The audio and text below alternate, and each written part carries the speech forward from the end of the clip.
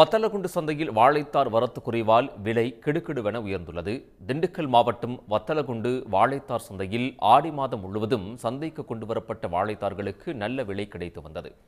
ஆவணி மாதம் இன்று தொடங்கும் நிலையில் வாழைத்தார் வரத்து குறைவு காரணமாக விலை கணிசமாக உயர்ந்துள்ளது.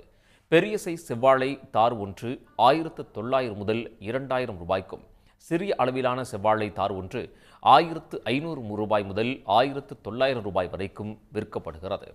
ரஸ்தாளி தார் 300 ரூபாய் முதல் 800 ரூபாய் வரையிலும், கற்பூரவள்ளி தார் 250 ரூபாய் முதல் 750 ரூபாய் வரையிலும் விற்பனையாகி வருகிறது.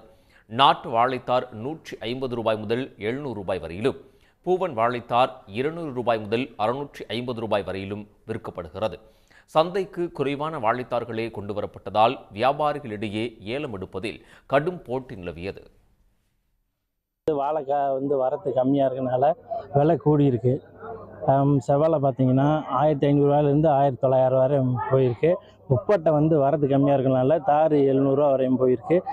வாழை விவசாயம் நாங்கள் 20 வருஷம் 25 வாழை விவசாயம் எடுக்கோம். முப்பட்டை போடுறோம், சக்கை போடுறோம், கற்பூரவள்ளி போடுறோம், செவ்வாழை போடுறோம். இப்போ எங்களுக்கு வாழை இப்போதைக்கு வாழை வரது கம்மியாக வருது. நாங்கள் வாழை இப்போ தாரினோட விலை எங்கிட்ட இப்போ அவ்வளோதைக்கு தார் இல்லை. அடுத்தடுத்த வாரங்களில் முகூர்த்த நாட்கள் அதிகரிக்கும் நிலையில் வாழைத்தார்களின் வரத்து பெருகி விலை குறைய வேண்டும் என வாடிக்கையாளர்கள் எதிர்பார்க்கின்றனர். சன் நியூஸ் வாட்ஸ்அப் சேனலை ஃபாலோ செய்யுங்கள். QR கோடை ஸ்கேன் செய்து சன் நியூஸோடு இணைந்திருங்கள்.